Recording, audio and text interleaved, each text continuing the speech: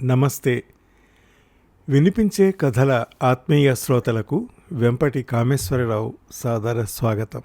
ఈనాటి 799వ వినిపించే కథ వికే 799 శ్రీమతి రావుల కిరణ్మయి గారి కథ మనసుటద్దం.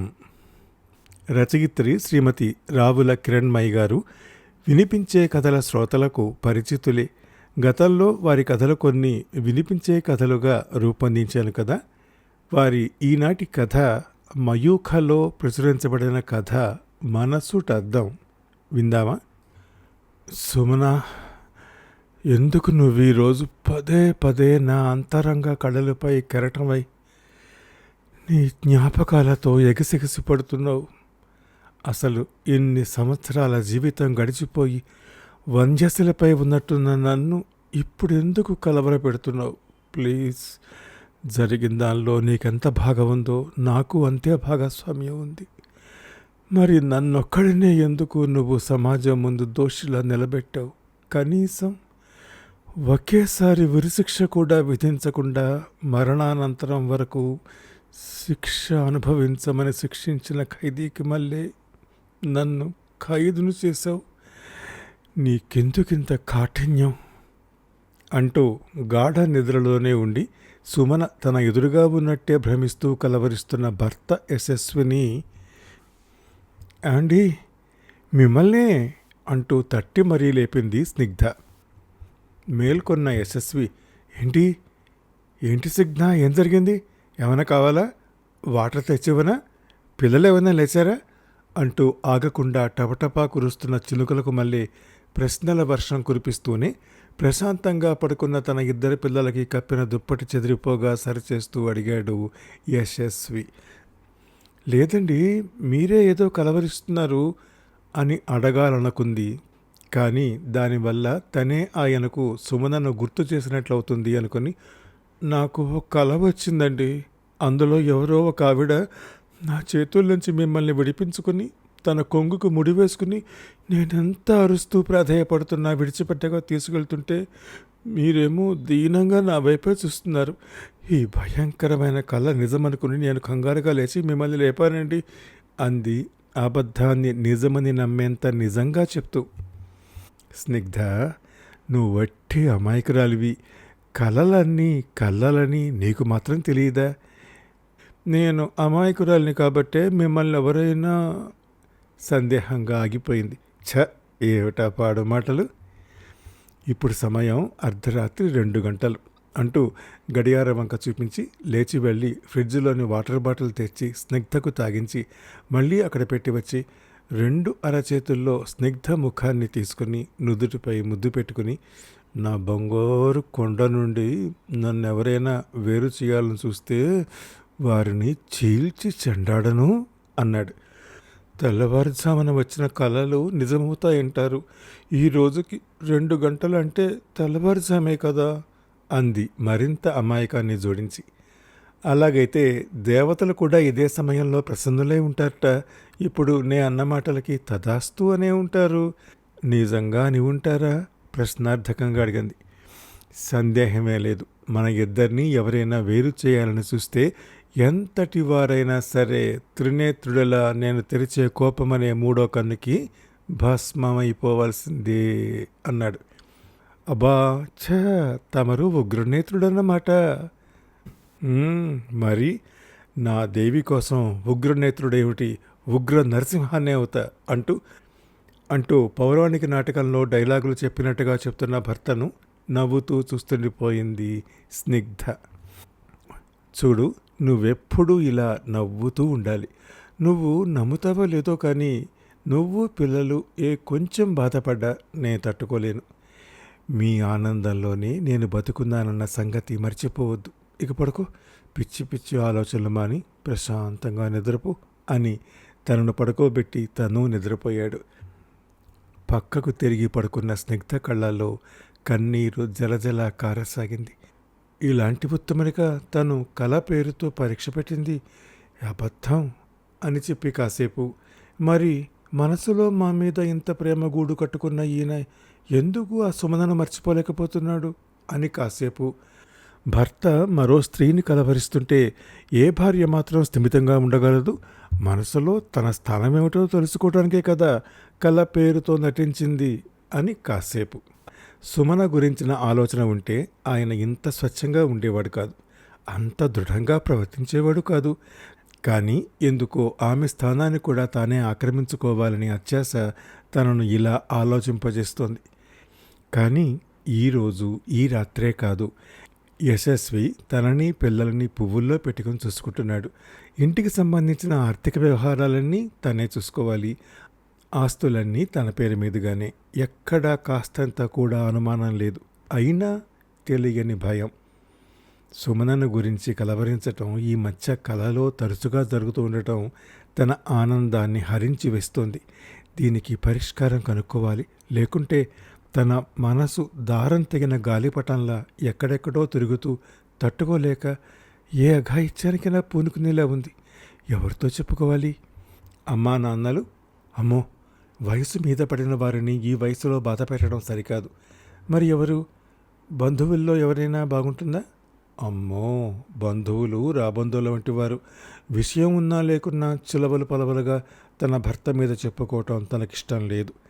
పరిపరి విధాల తనను తానే ప్రశ్నించుకుంటూ సమాధానపడుతూ ఆలోచిస్తుండగా తీరం చేరిన పడవల తన ఆలోచన తన ప్రాణమిత్రుడు ఆదిత్య అయితే కరెక్ట్ అనిపించి, అవును తనే కరెక్ట్ అని దృఢ నిశ్చయానికి వచ్చి ప్రశాంతంగా నిద్రపోయింది. తెల్లవారింది. యశస్వి ఆఫీసుకి, పిల్లలు స్కూల్కి వెళ్ళిపోయారు.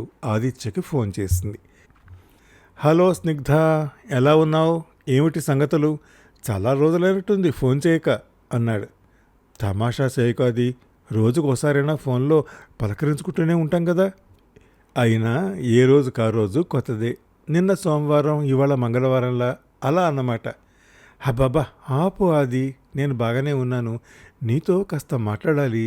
ఎప్పుడు వీలవుతుంది అడిగింది. వీలేమిటి? అందున నేను నీకు టైం ఇవ్వడమా? నేనే నిన్ను అడిగి తీసుకోవాలి. చెప్పు, ఎప్పుడు రమ్మటావు? ఇంటికి మాత్రం రావద్దు, బయట ఎక్కడైనా. ఇదేమిటి వింతగా అనిపిస్తోంది? యశస్వి ఏమైనా? చిచి, ఆయన అలాంటి మూర్ఖుడు కాదు. మరేమిటి ప్రాబ్లం? ప్రాబ్లమే. ఎప్పుడు కలుస్తావు? నువ్వే చెప్పు ఎక్కడికి రావాలో. సాయంత్రం 7 గంటల తర్వాత నేను ఫ్రీ. సరే అయితే ఈరోజు సాయంత్రం వేణుగోపాలస్వామి గుడికి రా, ఎదురు చూస్తుంటాను. ఆ టైంలోనా? గుడి తెరిచి ఉంటుందా? ఉంటుంది. అక్కడ భగవద్గీత పారాయణం 9 గంటల వరకు జరుగుతోంది కూడా. అయితే సరే అని ఆదిత్య అనడంతో ఫోన్ పెట్టేసింది. సాయంత్రం 6 గంటలకల్లా పిల్లలు భర్త రాగానే వారికి స్నాక్స్ ఇచ్చి డిన్నర్ రెడీ చేసి తాను ఫ్రెష్గా తయారైంది. ఏమిటో ఈ వేళప్పుడెక్కడికి ఇంత ఫ్రెష్గా తయారయ్యావు? ఏదైనా ఫంక్షనా అడిగాడు యశస్వి. లేదండి, గుడికి వెళ్తున్నాను. అయితే పద, నేను పిల్లలు కూడా వస్తాం, అంతా కలిసి కారులో వెళదాం అన్నాడు. అబ్బే వద్దండి, మీకెందుకు అంత శ్రమ? పైగా ఆది నన్నొక్కదానే రమ్మని మరీ మరీ రిక్వెస్ట్ చేశాడు. ఓహో అలాగా. పాపం మళ్ళీ ఏ సమస్య వచ్చి పడిందో ఏమిటో.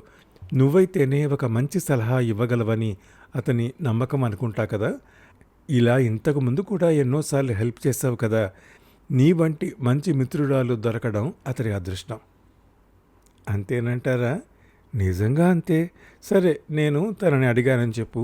ఆర్థికపరమైనది ఏమైనా ఉంటే మరింకేం ఆలోచించకు, తప్పక సాయం చేస్తానని చెప్పు అన్నాడు.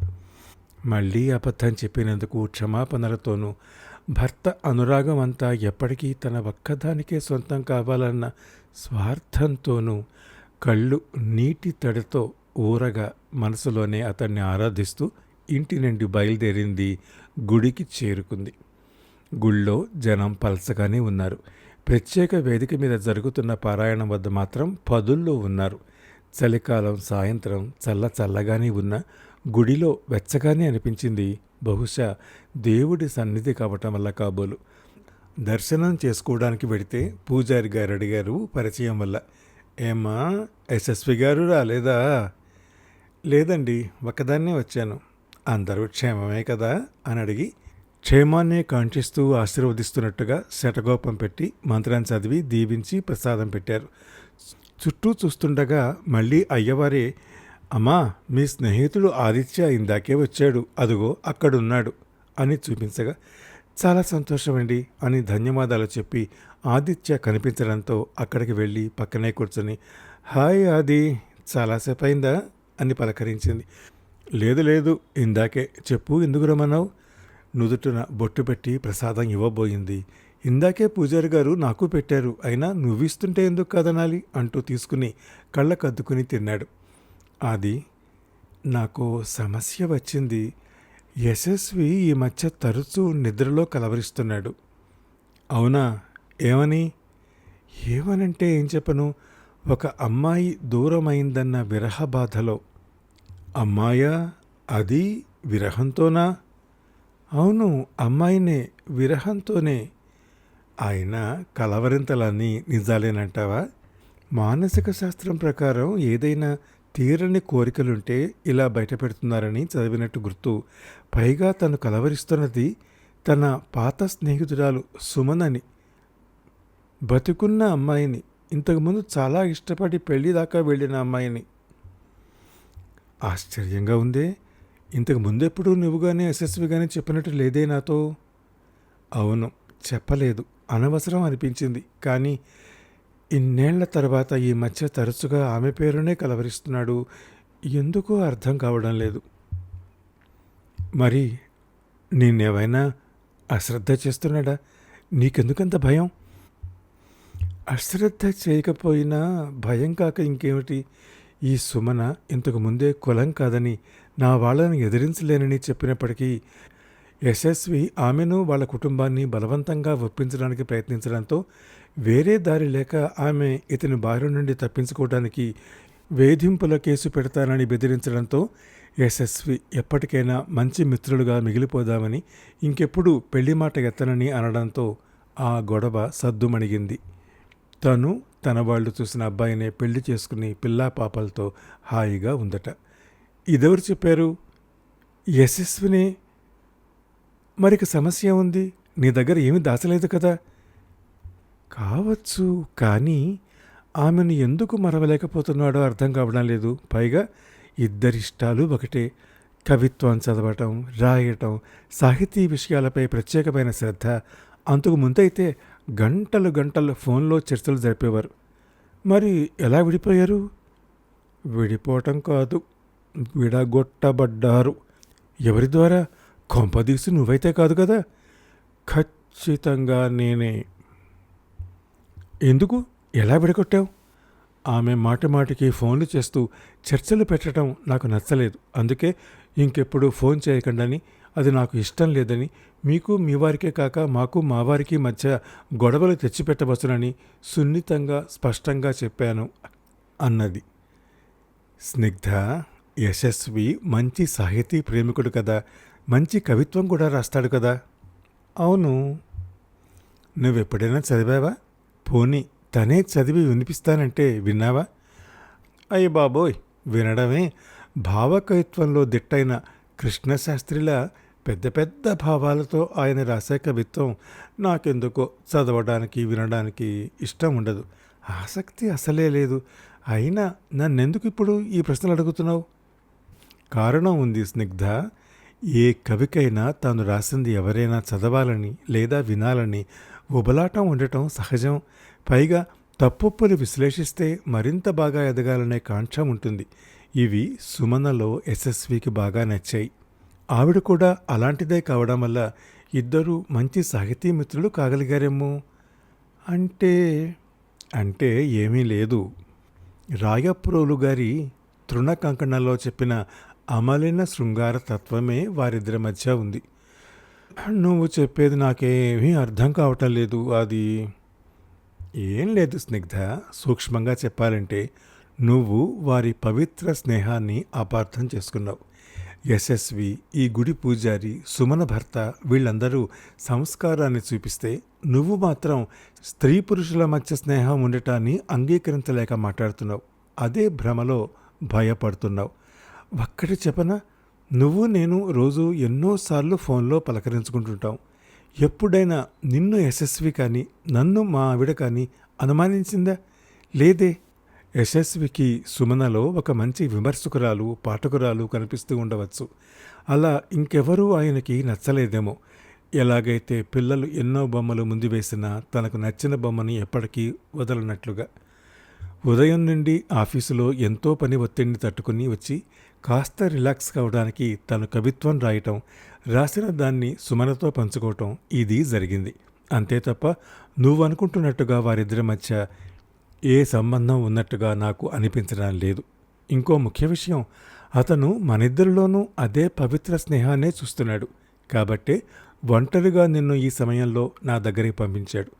నీవు ఆందోళన చెందవలసిన పనేమీ లేదు.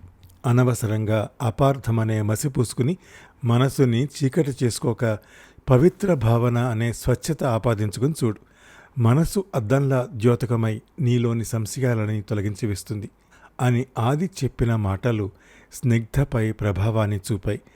తన తప్పేమిటో తెలిసి వచ్చింది. నిజమే కదా, నేను ఆదిని ప్రాణ స్నేహితుడిగా భావించుకోవచ్చును, కానీ యశస్వి సుమనను భావించకూడదా? ఇదెంతవరకు సమంజసం? తనలో జ్ఞాన నేత్రాలు తెరుచుకున్నట్టయింది. మర్నాడే సుమనకు మెయిల్ పెట్టింది. యశస్వి కవితలన్నిటినీ తానే బుక్ చేయబోతున్నానని, ఎడిటింగ్ బాధ్యత మీదేనని, ప్లీజ్ హెల్ప్ మీ అని. స్నిగ్ధకు గట్టి నమ్మకముంది.